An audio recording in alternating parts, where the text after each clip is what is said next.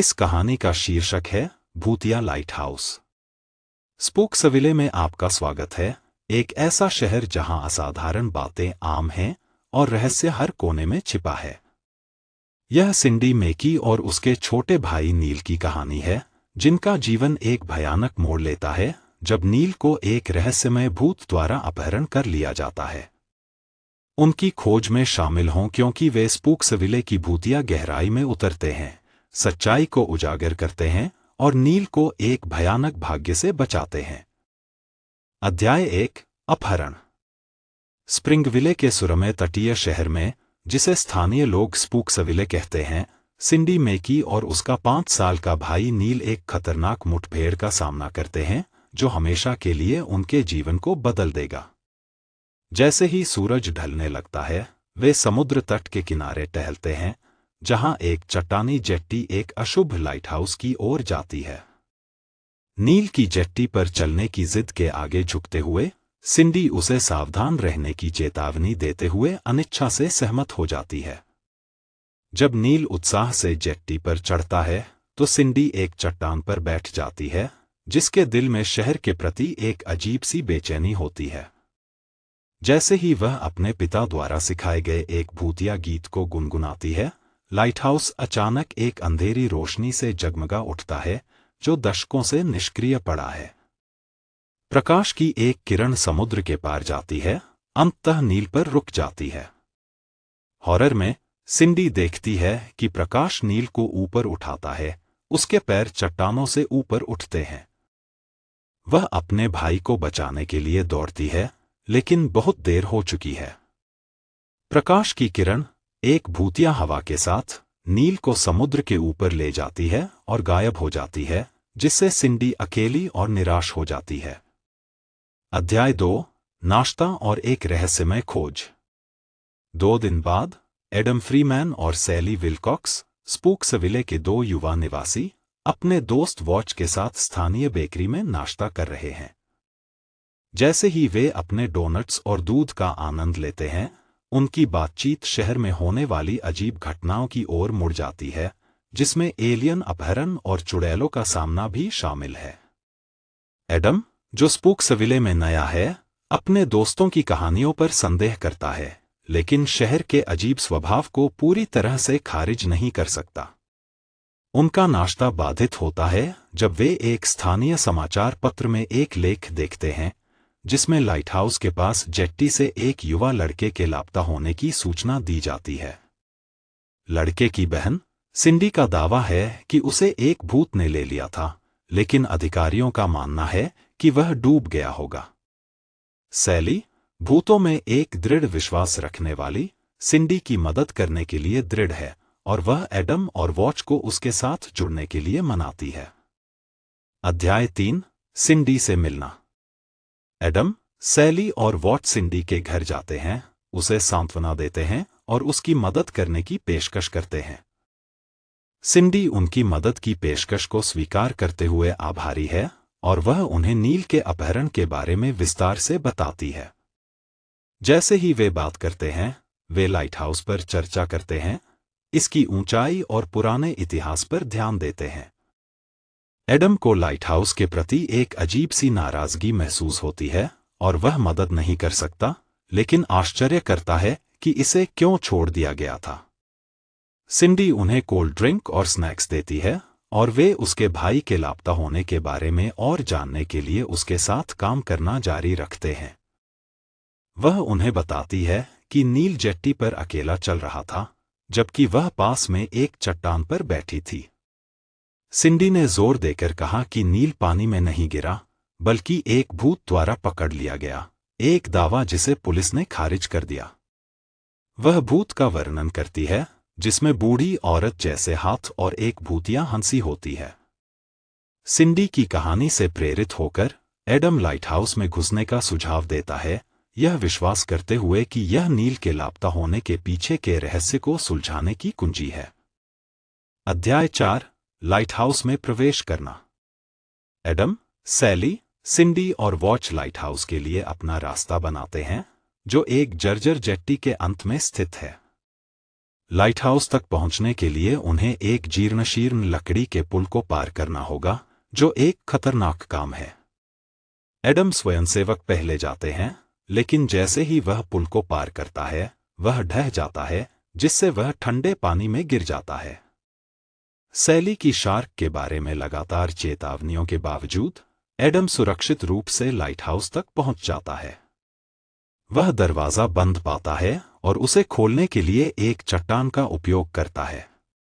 अंदर वह एक भूतिया माहौल के साथ एक अंधेरा और धूल भरा इंटीरियर पाता है।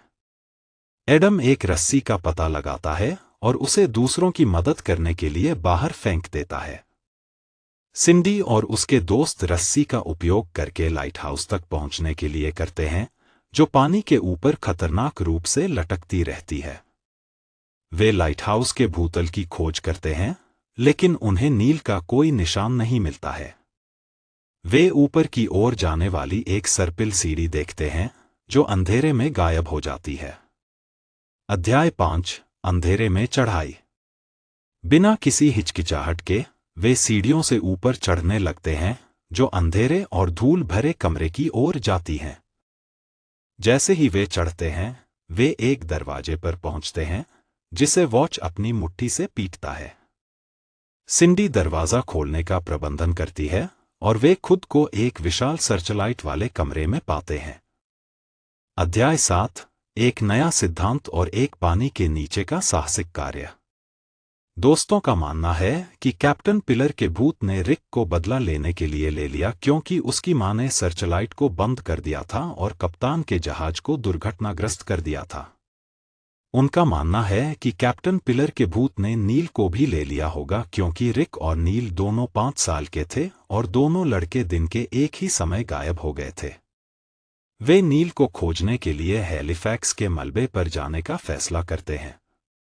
वॉच और एडम स्कूबा गियर में तैयार होते हैं और मलबे में जाते हैं। मलबे की खोज करते समय एडम का वजन बेल्ट गिर जाता है। वॉच उसे पुनः प्राप्त करने के लिए नीचे जाता है, लेकिन जब वह लौटता है तो एडम चला जाता है। उन्हें कमरे में नील नहीं मिलता है, लेकिन उन्हें मम्मी और रिक शब्द एक डेस्क पर उकेरे हुए मिलते हैं। लाइटहाउस के अंतिम ऑपरेटरों के बारे में अधिक जानकारी इकट्ठा करने की उम्मीद में वे पुस्तकालय जाने का फैसला करते हैं। जैसे ही वे जाने वाले होते हैं, सर्चलाइट अचानक चालू हो जाती है, जिससे सिंडी लगभग एक खतरनाक गिरावट में गिर जाती है। एडम उसे बचाने का प्रबंधन करता है और वे लाइटहाउस छोड़ने के लिए जल्दी करते हैं। अध्याय 6 लाइब्रेरी और द डेली डिजास्टर। पुस्तकालय के रास्ते में सिंडी और उसके दोस्त शहर के बारे में बात करते हैं। एडम को पता चलता है कि सिंडी और नील केवल 2 महीने पहले स्पूक्सविले चले गए थे, क्योंकि उनके पिता की मृत्यु हो गई थी। वे लाइब्रेरी पहुंचते हैं, जहां उनकी मुलाकात लाइब्रेरियन मिस्टर स्पाइनी से होती है, जो एक अजीब आदमी है जिसे दूसरों की हड्डियों में गहरी दिलचस्पी है। मिस्टर स्पाइनी उन्हें संदर्भ कक्ष में ले जाता है और उन्हें दूध के साथ लाता है, जिसे सैली पीने से इनकार करती है। एडम और सिंडी दूध की थोड़ी मात्रा पीते हैं, लेकिन यह पता चलता है कि इसमें कैल्शियम पाउडर है। वे स्पूक्सविले के आधिकारिक समाचार पत्र द डेली डिजास्टर के पुराने संस्करणों को खोजना शुरू करते हैं। वे एक लेख पाते हैं जिसमें बताया गया है कि कैसे लाइटहाउस की सर्चलाइट 30 साल पहले एक रात निकल गई थी। इसके तुरंत बाद हैलिफैक्स नामक एक जहाज चट्टान से टकरा गया और डूब गया। जहाज के कप्तान पिलर जहाज के साथ नीचे चले गए। अगली शाम लाइटहाउस कीपर का बेटा रिक भी गायब हो गया। अध्याय 8 एडम खो गया। वॉच सतह पर लौटता है और सैली और सिंडी को बताता है कि एडम खो गया है। सैली का मानना है कि एडम ने मलबे को देखा होगा और अंदर चला गया होगा, इसलिए वह वॉच को उसे खोजने के लिए वापस भेज देती है। इस बीच एडम जहाज के अंदर एक एयर पॉकेट पाता है। वह केबिन के चारों ओर देखता है और देखता है कि कप्तान पिलर शराब की एक बोतल पकड़े हुए मर गए। एडम को जल्द ही पता चलता है कि उसकी टॉर्च की बैटरी खत्म हो रही है। इससे पहले कि वह बचने के लिए एक योजना तैयार कर पाता, वह मर जाता है। वॉच एडम को केबिन में पाता है। एडम वॉच को बताता है कि उसे नहीं लगता कि कैप्टन पिलर का भूत नील को ले गया था। एडम का मानना है कि भूत लाइट हाउस में है। वॉच एडम को बताता है कि लड़कियों ने गलती से हंसी गैस की एक बोतल वापस ले ली, इसलिए वह खुद एक और हवा की टंकी लेने के लिए दुकान पर वापस चला गया। वॉच और एडम कंकाल को अपने साथ वापस सतह पर ले जाते हैं। अध्याय 9 लाइट हाउस पर लौटें। सैली और सिंडी एडम को जीवित देखकर बहुत खुश हैं। एडम और वॉच उन्हें कंकाल दिखाते हैं और सिंडी पुष्टि करती है कि यह नील नहीं है।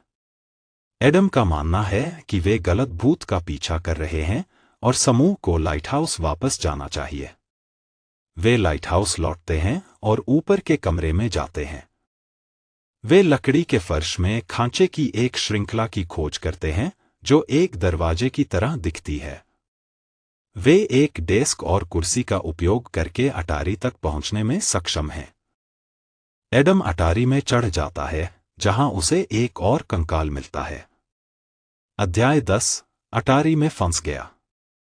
सिंडी अटारी में एडम के साथ जुड़ती है और वे महसूस करते हैं कि वे फंस गए हैं। सर्चलाइट चालू हो जाती है और वे देखते हैं कि एक बूढ़ी औरत का भूत कंकाल के ऊपर से गुजरता है। सिंडी को पता चलता है कि यह वही भूत है जिसने उसके भाई को चुरा लिया था। इस बीच सैली और वॉच ने सर्चलाइट को नष्ट करने की कोशिश की, लेकिन वे ऐसा करने में असमर्थ हैं। वॉच का मानना है कि वह जनरेटर को तोड़कर सर्चलाइट को बंद कर सकता है और सैली भूत को विचलित करने के लिए एक योजना के साथ आती है। अध्याय 11 भूत का रहस्य। सैली को पता चलता है कि सिंडी बूढ़ी औरत भूत की पोती है। एडम और सिंडी अटारी में फंस गए हैं और सैली बालकनी से बाहर निकलकर अटारी में घुसने की कोशिश करती है। हालांकि इससे पहले कि वह अटारी में पहुंच पाती, एडम दीवार से गिर जाता है। सैली उसे पकड़ लेती है और उसे वापस बालकनी में खींच लेती है। एडम और सैली अटारी में लौट आते हैं, जहां सिंडी भूत से लड़ रही है। एडम भूत को बताता है कि सिंडी उसकी पोती है, लेकिन भूत सिंडी पर हमला करना जारी रखता है। अध्याय 12 सच्चाई का सामना करना। एडम सिंडी से कहता है कि वह भूत को कुछ ऐसा बताए जो केवल उसके पिता और वह जानते होंगे। सिंडी को अपने पिता द्वारा सिखाई गई एक कविता याद आती है और वह भूत को सुनाती है। भूत को पता चलता है कि सिंडी उससे संबंधित है। वॉच जनरेटर को तोड़ देता है और सर्चलाइट बंद हो जाती है। भूत गायब हो जाता है और सिंडी और एडम नील को दूसरी अटारी में पाते हैं। अध्याय 13 भागने की जल्दबाजी। दोस्तों को एहसास होता है कि जनरेटर को नष्ट करने से लाइट हाउस में आग लग गई है। वे बालकनी से पानी में कूदकर बच जाते हैं। वे सुरक्षित रूप से किनारे पर पहुंच जाते हैं और घर लौट आते हैं। अध्याय 14 नई शुरुआत। सिंडी अपने भाई को फिर से देखकर बहुत खुश है। एडम और उसके दोस्तों ने एक और साहसिक कार्य सफलतापूर्वक पूरा कर लिया है। जैसे ही वे घर जाते हैं, वे देखते हैं कि पानी में एक शार्क तैर रही है। वे एक दूसरे को पकड़ लेते हैं और डर के मारे चिल्लाते हैं। वे डोनट्स के लिए रुकते हैं और अपने नसों को शांत करने के लिए कॉफी ऑर्डर करते हैं। दिन बहुत रोमांचक रहा है। उपसंहार। स्पूक्सविले की दुनिया खतरों और रहस्यों से भरी है, लेकिन यह दोस्ती, साहस और कभी हार न मानने की भावना की कहानियों से भी भरी है।